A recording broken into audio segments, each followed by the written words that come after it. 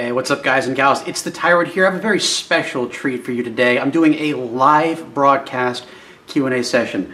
I have never done this before. My cat is currently trying to claw at my leg, asking for attention. This is actually what I had planned to do on Sunday. It's not really a live Q&A, just a live session with you guys, sort of maybe a live podcast, if you will. And it's already,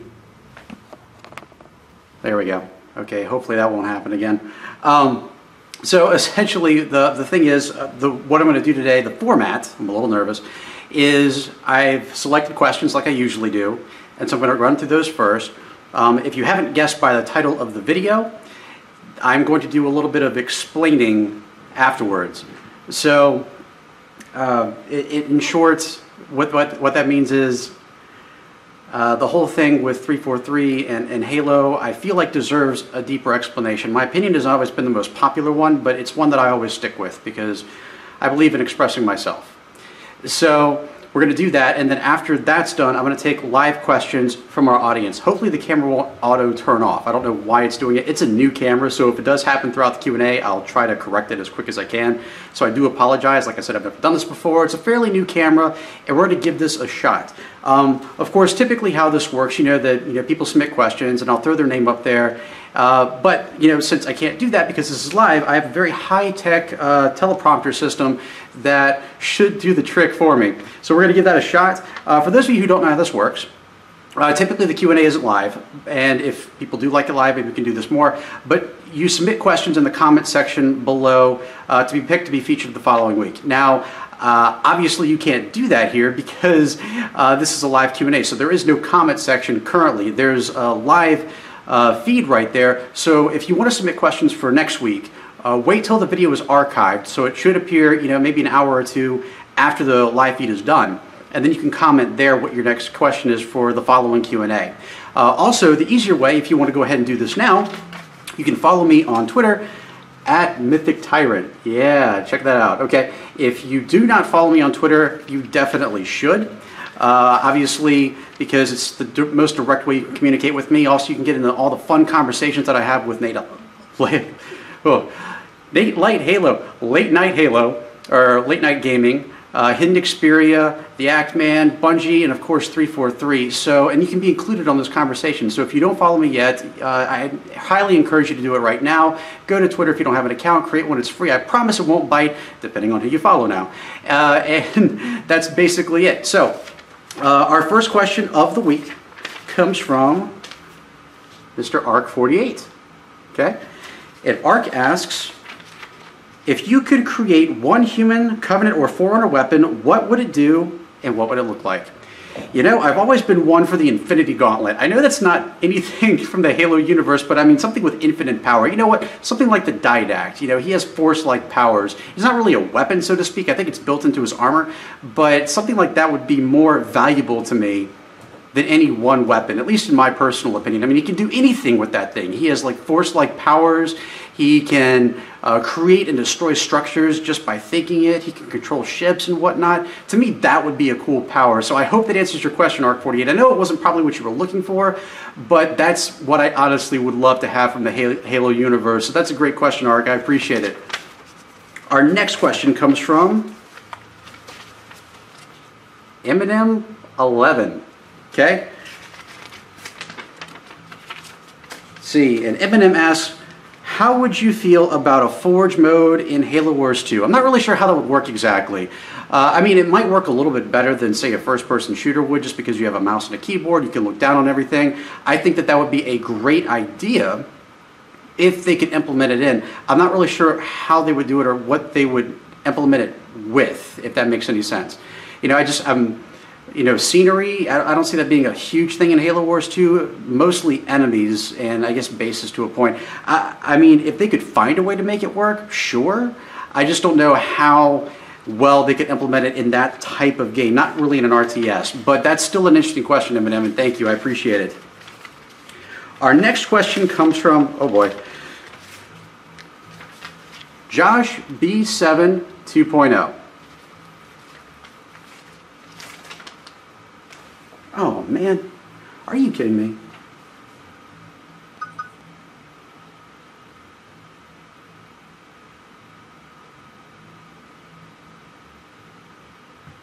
It says I'm offline.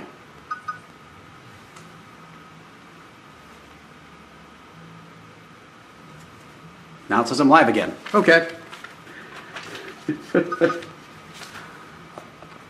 Okay, did you guys actually hear that last one? Because it keeps saying that I'm offline, but I know I'm not, so.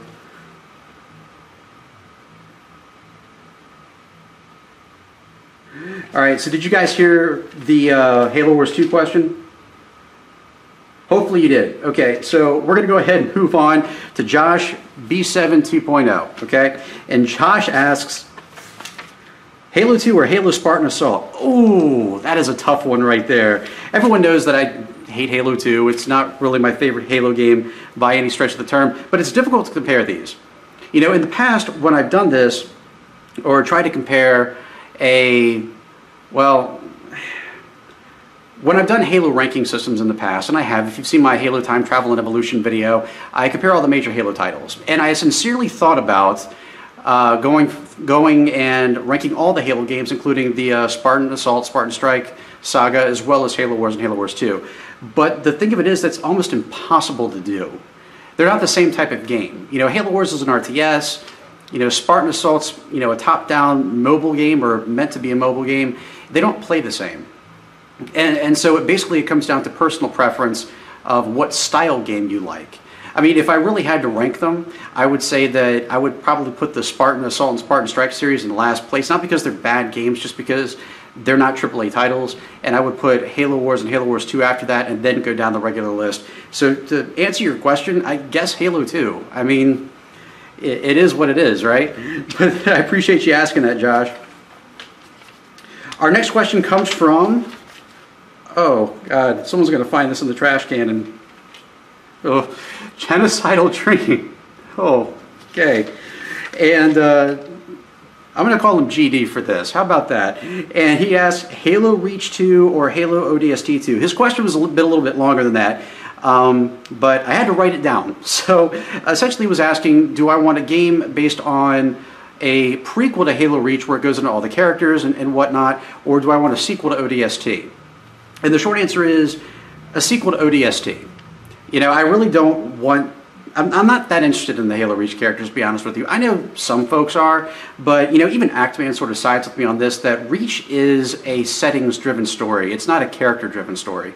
I really wasn't interested in the characters in Halo Reach. I could see maybe a game or possibly even a book written about Noble Six, you know, since he's the star of the game, but I can't really see a prequel to that.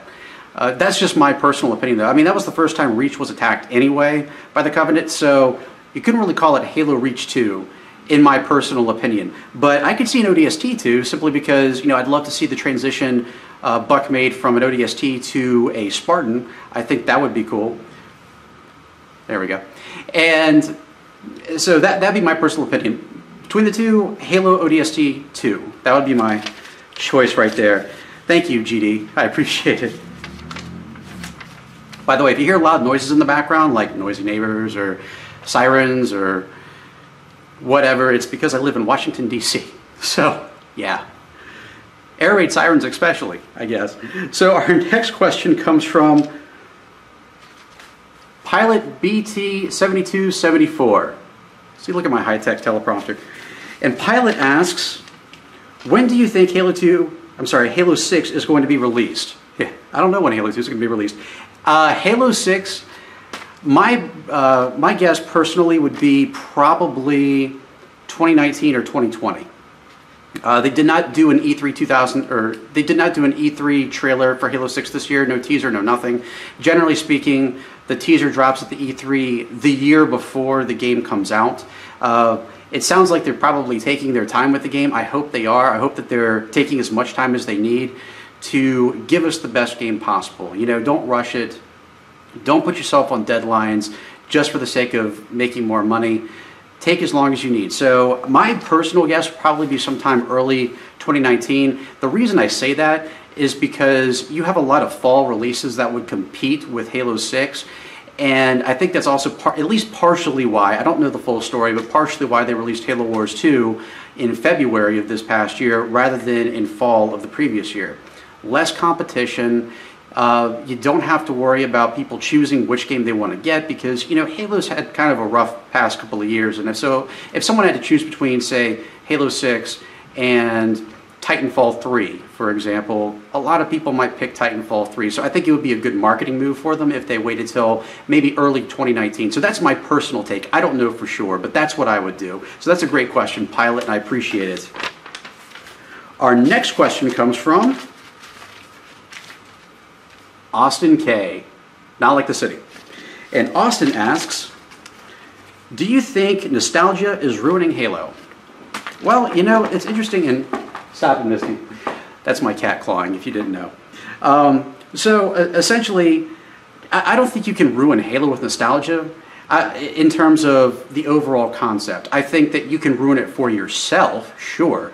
When I did that Halo Time Travel and Evolution video a couple of years ago, when it came down to Halo Combat Evolved versus Halo 3 and Halo 3 ODST, I had to stop for a second and ask myself, did I like Halo Combat Evolved more because it was nostalgia or because it was actually a better game? And it came down to, it was nostalgia.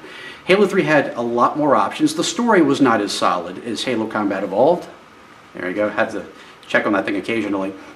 But you know, Halo 3 introduced online co-op with 4 players. It introduced Forge mode, theater mode, and not to mention the Bungie.net file share, so you could share your videos, your maps, your game types with all your friends, your screenshots, and you could even render videos on Bungie.net. And I feel like that really couldn't have been beat. Halo 3 was miles above Halo Combat Evolved. Even though both were fantastic games, Halo 3 had a lot more to offer. So I think nostalgia can ruin it, but that's when the person who's questioning it has to take a step back for a second and say, okay, maybe it's time to break away. Maybe it's time for me to try to embrace something new.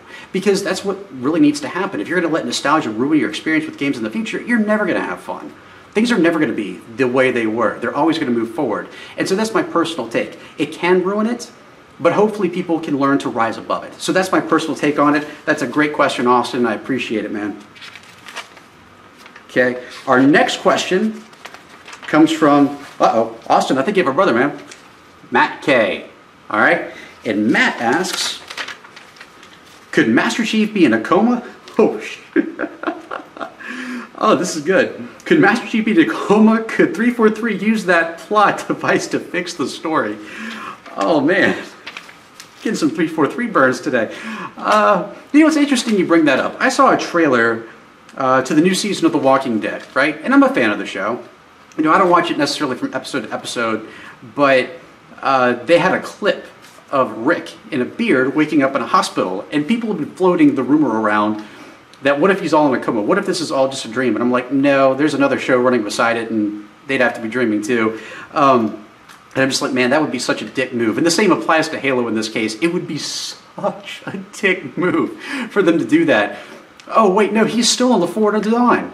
Oh, God, no. I don't think they would do that. That'd be more of a middle finger than the story we got for Halo 5, personally. That should never, ever be the case, in my personal opinion. So hopefully they never do that. I don't think you should do that for any game that has this many games under its belt, or any franchise for that matter. So that made me laugh. I appreciate it though, Matt K. That's a good question. And our final question for this Q&A comes from Ryan Period. Just Ryan. And Ryan asks, which Halo game do you think has the best soundtrack? You know, this is going to contradict everything that I've been saying over the last couple of weeks. Honestly, even though I enjoy all the soundtracks to a degree, even with the newer Halo games, my personal favorite has to be Halo 2. I think I have more songs from Halo 2 than any other Halo game out there. You know, there were so many iconic ones like High Charity, the High Charity Suite, Heavy Price Paid, Earth City. You know, I don't like the rock stuff that's in there. I know some people do. Personally, when it comes to a Halo game, I just want to hear Marty O'Donnell or whoever's composing the music for 4 and 5 and, you know, so on. But the music in that game was beautiful. I downloaded most of the soundtracks. I even edited some. I don't know if you've seen some of the work on my site when I actually went back and edited some of the Halo songs and created my own work from it. But I even showed some of it to Marty O'Donnell, and of course you never want to do that to a composer. He might hit you. So Halo 2 I think would definitely have to be my favorite soundtrack, even though it's my least favorite Halo game. So that is an excellent question, Ryan, and I appreciate it. Let me put this down for just a second here, and I'm going to be an extremely bad influence. By the way, this is simply just vape stuff. Nothing illegal, I promise. I stopped smoking 2 years ago, for example, so that helped me do it. Highly encourage it. Smoking's bad for you. Vape instead, if you're a smoker. So anyway, the thing that I want to talk about, we've talked a lot in this video about 343 Industries, and the title probably confuses you a little bit. And as I've said previously in this video, my opinions aren't always the popular ones. A couple weeks ago I posted a video on why I hate Halo 2, and that struck a nerve with Halo fans, because it's a favorite. It's a fan favorite. People love Halo 2. A lot of people came in Halo 2, and so I got some hate for that. And you're supposed to watch the damn video first before you start commenting. But so to 343 Industries, it's interesting when you ask people what the turning point is, what they feel like is wrong with Halo now, and a lot of people say 343 Industries is the problem, and I honestly believe they're the solution. I think that 343 saved Halo, and you're probably thinking, how is that possible? So let's travel back in time for a second. Bungie started the franchise back in 2001, or at least that's when the first game was released, and they partnered up with Microsoft, and it became the launch game for the original Xbox, right? And it was a hit. I think it was a surprise hit. I don't think they planned on it being the mega hit that it turned out to be. And so they did their games. They got to Halo 3, and the tagline was "Finish the fight." And from what I understand, that actually was supposed to be the final Halo game. It wasn't. There weren't supposed to be more than that. That's what they wanted. They wanted to close it off there, and just leave it at that. Would they have ever continued with Halo in the future? We don't know. Would they have continued the series in book form or movie form, or any sort of medium aside from games? We don't know that either. Here's what I do know about Bungie. Halo was not their first rodeo. It wasn't. You think of games like Myth, you think of games like one of the biggest ones from them prior to Halo was called Marathon. When was the last time we saw a Marathon game? We haven't, right? Once they were done with Marathon, that was it. And I feel like that's probably what they were going to do with Halo. They had something else in mind, like Destiny, and that's what they wanted to do. They wanted to move on.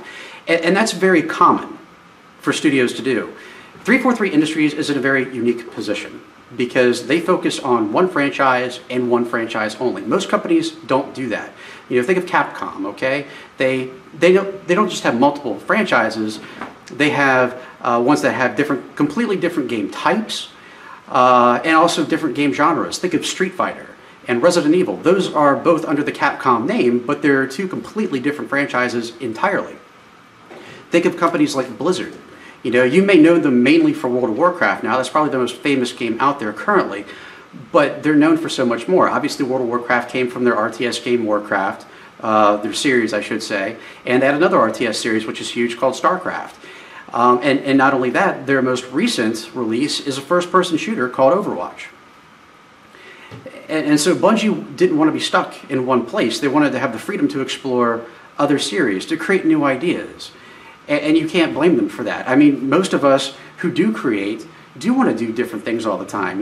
Think of your favorite authors. Do they just do one series of books, or do they have a lot of different books out there? I don't know about J.K. Rowling, but as far as everyone else goes, like Stephen King, he's a great example. He has so many books out there, and they're not tied together.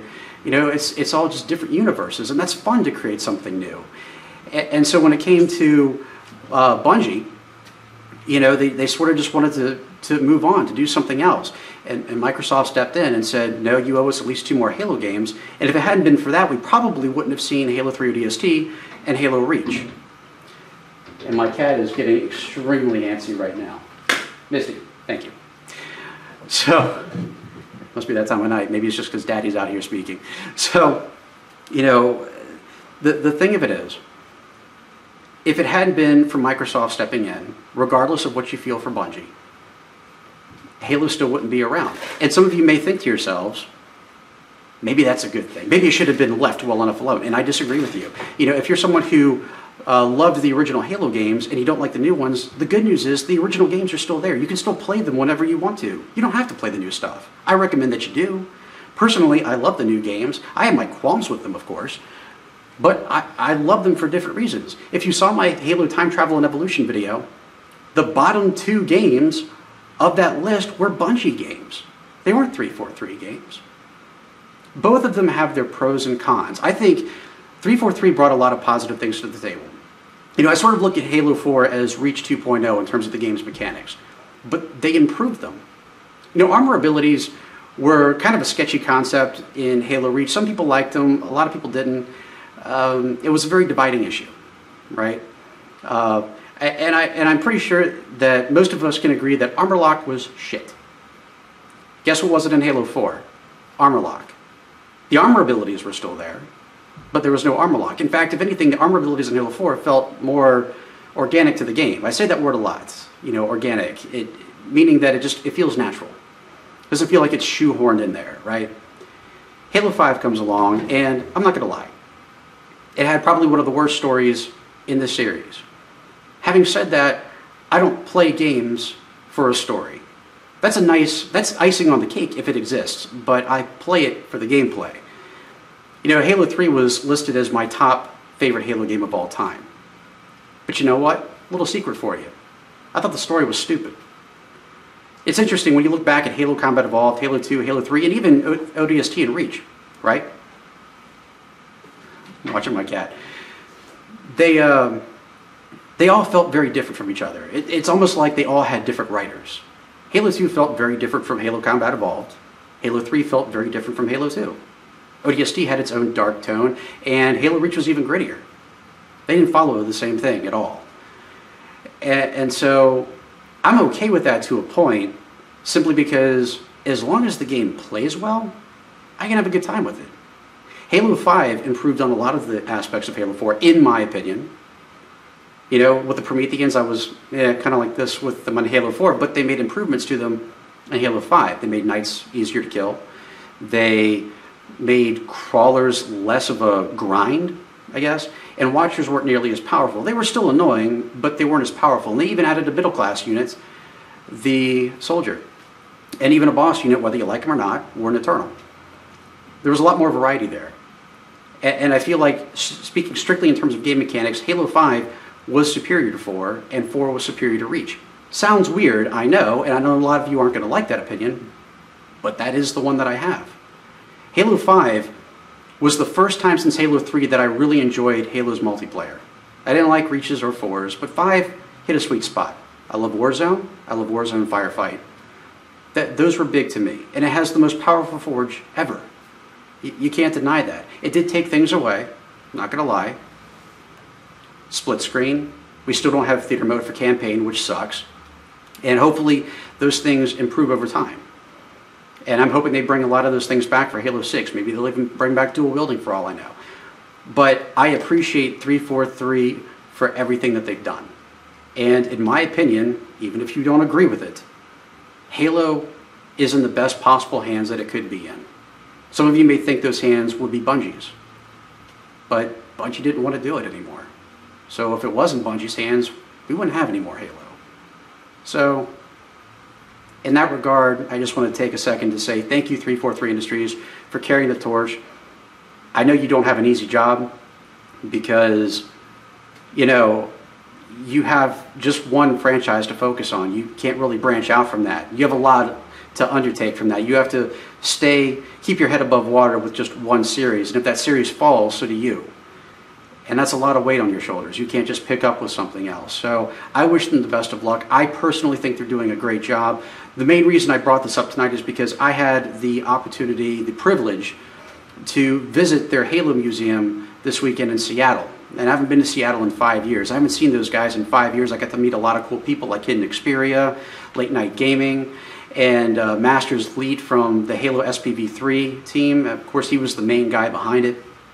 And it made me realize just how much 343 admires their community. And it's been a rough ride for them, but I can tell that they're trying.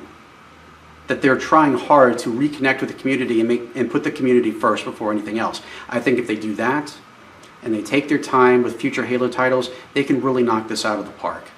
We just got to be there to support them. Don't give up. Stay with them because, as I said, Halo is in the right hands right now. So that's what I had to say about that. So now we're going to take some questions from our live chat right here in the chat. So, all right. So what have we got here? I'm looking in the chat right now for those of you who are actually watching. Looks like a guy named GPJ is not happy. And so Paneet asks, Tyrant, do you think Halo 6 should be the last Halo game? I think it should be the last one chronologically. They're getting to a point now where there's just too much space magic with the Prometheans and the Forerunners. So I'm hoping that after Halo 6 is complete, they start working backwards and start talking about all the other events that happen in the Halo series thus far. I think that'd be a great idea. There's a lot there that we read in the books. There's a lot there that we see in the movies. And I think there's a lot that could be applied to a game. Harvest is a big one. And there were a lot of events that even happened in the Fall of Reach that could be made into their own games. So that's my personal take, Paneet, and I appreciate it. So let's see what else we got here. The next question comes Adair West. And Adair asked which Halo had the best story. I actually addressed this in my last Q&A. I think that Halo 2 probably had the best told story if I were to admit all the experience I had prior to Halo. Again, it comes down to, do you prefer alien movies like Star Wars and Star Trek, where all the alien species can interact with each other and speak to each other and understand each other? Or do you like alien movies where the aliens are more like an evil force of nature, like Independence Day and War of the Worlds? I am in the latter category. But speaking in terms of just how well the stories have been told throughout the Halo series, Halo 2 probably did nail it the best. Even if I was unhappy with it, just because of where the franchise had gone up until this point, or what had led me to, especially with the marketing campaign they had for Halo 2, I would say it was probably the best told story, but probably the one that I latched onto the most, the one that I sort of kept going back to was Halo Combat Evolved, because it had the perfect elements of both story and gameplay. So that's my personal take. So that's a great question, Adair, and thank you. Let's see what else we got here. Iconic Halo, Hidden Xperia, I think this is one of your guys. He says Destiny 2 or Halo 2? Destiny 2. I haven't played all of Destiny 2 yet. I'll have a review coming out. Oh, hold on. There you go. I have a review coming out for it fairly soon. And so I'm really looking forward to that. I've only played a little bit of Destiny 2 so far. I've gotten a few missions under my belt, but I will say that I've liked it a lot more than Destiny 1. The original Destiny game sort of had me losing interest over the first few days. It was a good first try, but I don't feel like it was what I was hoping it would be. When I was hearing what Destiny was going to be, a first-person MMO type deal, I had high hopes, and it just ended up being a grind. I feel like Destiny 2 so far is a lot more mainstream, and I am enjoying it. So my answer is Destiny 2 on that one, so that's a great question. Thank you. So what else do we have here? All right. Okay, Heatmaster 007, that's a cool name, asks, do I want dual wielding back for Halo 6? Yes, I think that would be a great addition. I know there are some people who think that in multiplayer it's a bit overpowered. In my opinion, personally, at the very least, it could be in campaign and custom games. I can understand it to a point, not being in matchmaking, but I still don't understand why it's overpowered, because I remember doing it in Halo 3, right? And the trade-off for dual wielding is that you couldn't throw grenades. You know, that's a big one. Yes, it was a little overpowered in the sense that if you had a pistol and a plasma pistol at the same time, you could drop people pretty fast. But a skilled player with a battle rifle could counter it if, they've been practicing enough, if they understand the game well enough. I mean, I didn't do too bad in Halo 3. I got a 50, so that's my take on it. It took a long time to get there, though. So that's my personal take. I would love to see dual wielding back, along with theater mode for campaign, standard firefight in addition to Warzone firefight, and definitely split screen. So that's my personal take. That's a great question. Okay, our next question comes from Justin Vigil, and he asks, what are your expectations for Halo 6? First of all, the things I just said, but I'm hoping for a more open world campaign. Basically something like, the game isn't just set with a certain number of missions that you have to beat and the story's done. I'd like to see an opportunity to branch out. And we've seen this in games before, like Star Fox 64. I know we're talking way back. Some of you probably weren't even born yet back then. But you could choose your path, so to speak, so that the game never played the same way twice. Or at least had multiple ways to play out, so it didn't get old fast. If you don't like the story that you're on, or you don't like how the game ends because of the path you took, you can take another one. And that, I would love to see them have a similar concept for Halo 6. I think they have the opportunity to do that. Halo, the original one, was built on an open world experience, or a semi-open world experience. You couldn't choose your path necessarily, but even in the missions themselves, you could. Think of Halo Combat Evolved second mission, right? You have 3 groups of Marines to save, and you can choose which ones you save in what order.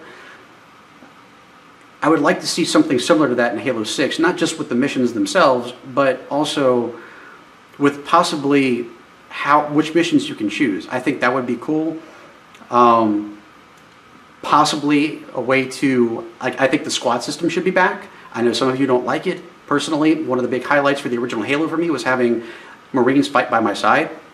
I felt that was really missing in Halo 4. I'm glad they made up for it in Halo 5. I'd like to see characters that I care about in that squad. If it's going to be focused on the Chief, it shouldn't be too hard to pick 3 people that people really like. So those are my expectations so far. I don't know what to say beyond that, except bring Sidewinder back, damn it. Bring it back. I have to have it. So that's a great question. Let's see what else we got here.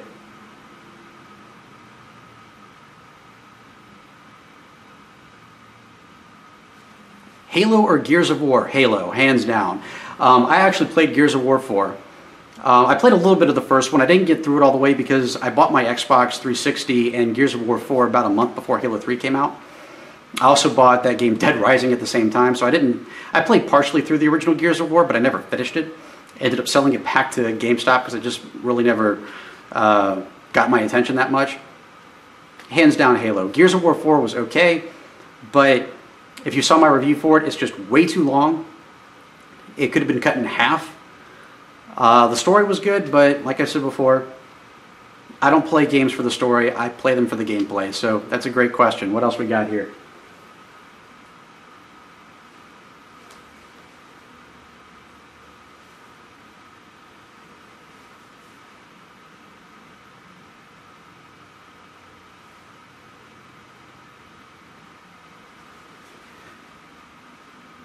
Okay, Mudkip454 asks, do I want Joseph Staten back, or do I want a different writer? I think Joseph Staten is a great guy, but like I said, I'm not sure if he was the writer behind Halo 3 or not, but it just, I would say he's not the writer.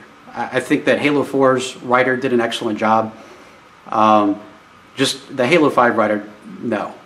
That's my take on it. I don't know if the Halo 4 writer was the same as the Halo 5 writer, and maybe something happened between Halo 4 and 5 that I don't know about. But I would say if you were to go with someone from 343 Industries, the person who wrote Halo 4, I believe, would be the best bet for Halo 6, or someone new entirely. That's just my take, but that's a great question, Mudkip.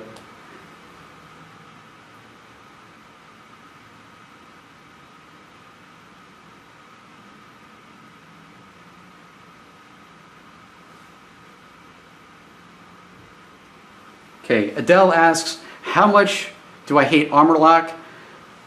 From a scale of 10 to 11, 10 being I hate it, 11 being I really hate it.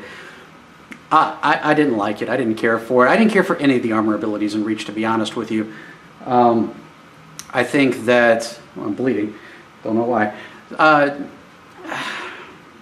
Armor Lock, I can understand players being a little bit frustrated about because it makes players invincible, gives them time to recharge their shields. If you use the right way, it's extremely unbalanced and unfair. I don't know why it was in there, but it does not need to ever come back. So that's a great question to tell. Thank you. Let's see what else we got here. Lost ODST, Halo or Call of Duty? I think the answer to that question is pretty obvious. Even Halo 2 I would choose over any Call of Duty game that I've ever played. I've only played a few of them. I actually own 2 that I've never played. I used to have more on the original Xbox, but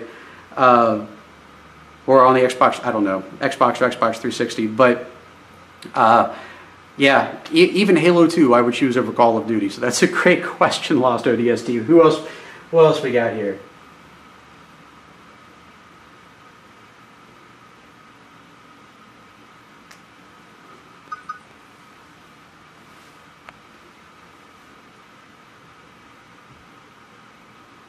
Griefmaker88 asked me what's my favorite part about the SPV3 mod. Oh god, it's hard to pick one thing. The weapon design was fantastic, I think. I love how they incorporated a lot of new enemies, new vehicles, new sections. I think what impressed me more than anything else in the entire mod was how they redid the Silent Cartographer from the ground up. They called it Silent Cartographer Evolved. It was a fantastic experience, blew me away completely. I use that phrase a lot, don't I? Take a shot every time I do. No, don't really do that. But yeah, I think that was probably the most impressive. I didn't think people could do that. You know, all the triggers in the game. You know, when you went to a certain area, you would hit a certain switch, and it would trigger an event. The way you actually have to get the cartographer is very unique compared to the first one, and it made it a lot more interesting. So I'd have to say Silent Cartographer Evolved, even though I love pretty much everything added to the game, that was probably my favorite. So that's a great question. Who else has a question over here?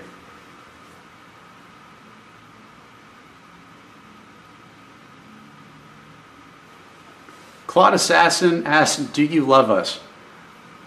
To answer your question, I love all my community members. Yes, I do, every one of you. I wouldn't be here without you. I've been doing this, just the YouTube thing alone, for 7 years. I've been doing the walkthrough thing for Halo for almost 10 now. And yeah, every one of you means a great deal to me. You really do. I appreciate you all taking the time. I mean, I'm looking at the stream here, and I've gotten over 60 people join, and that, for a Q&A where I'm just standing here talking to you, there's no gameplay in the background, that's damn well impressive.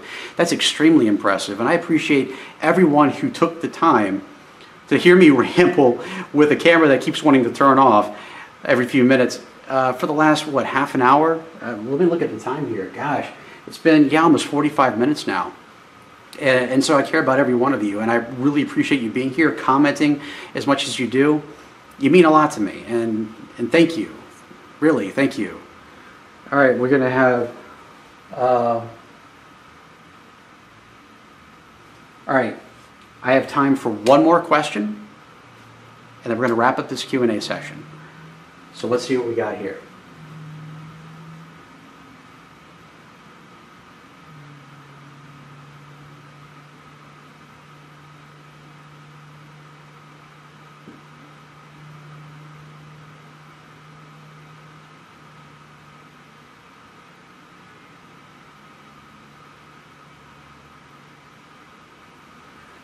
Before I answer my final question, someone asked if I would put my cat in the stream. Okay.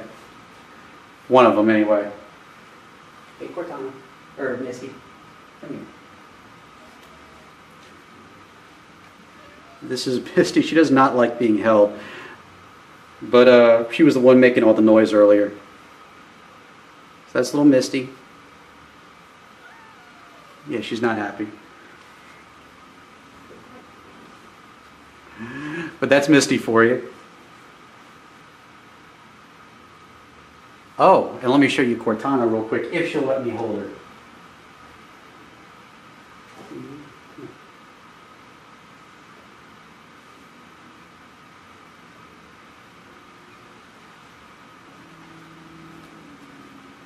And this is Cortana. She is the one named after Jen Taylor's character in Halo. So yeah, that's Cortana.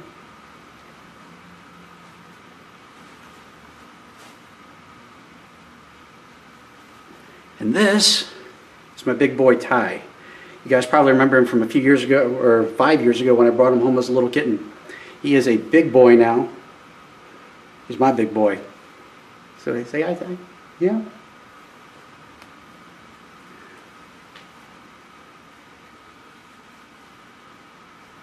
So the final question I'm going to take is from Mark Sicolella. You're in the chat, dude. Tell me if I'm pronouncing your name correctly. I apologize if I'm not. Mark is in almost all my streams, so I feel like I definitely owe this one to him. He asked me, how was PAX Prime?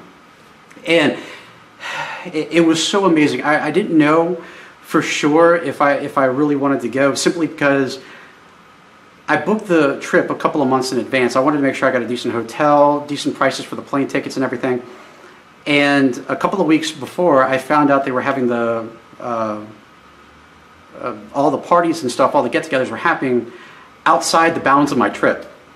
You know, I got there on Friday, late Friday night, and all the stuff happened before that. And then someone else had a barbecue. Who I call my Halo dad, Louis Wu from Halo.bungie.org. Guy who pretty much, you know, got me to the point where I actually have subscribers and community members to begin with. Had his barbecue on Monday when my flight left Seattle. So I know next time to actually book it for a week, but it was so amazing. And not just because I got to catch up with the 343 guys, you know, shout out to you, Jeff. I don't know if you're watching right now, but thank you for allowing me to take that tour for the Halo Museum. That was amazing. One of the coolest things to happen on the trip, but you know, another amazing thing that happened was I got to catch up with all these people that I've been talking to for so long now, like, you know, Masters Leet and Late Night Gaming, and you know, I wish I'd seen Actman while I was there. I'm sorry I didn't catch up with you, bro, if you're watching. I've certainly tried. It was interesting because we tried to get together, we kept missing each other in some way, shape, or form. I tried meeting them inside of PAX Prime, and that of course was a futile attempt, mainly because you can't get any cell phone coverage in PAX Prime. I think it's because there's so many people in there trying to use it.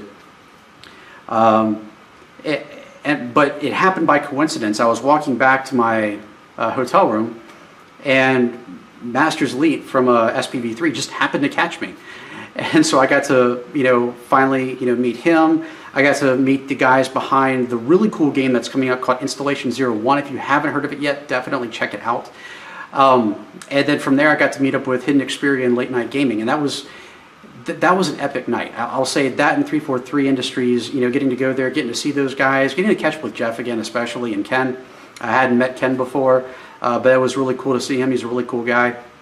And it just, considering that I hadn't been there in 5 years especially, it was worth every bit of it. I'm glad that I decided to go. Everything worked out while I was there, and it was an amazing experience. If you have the opportunity to visit PAX next year, you should do it.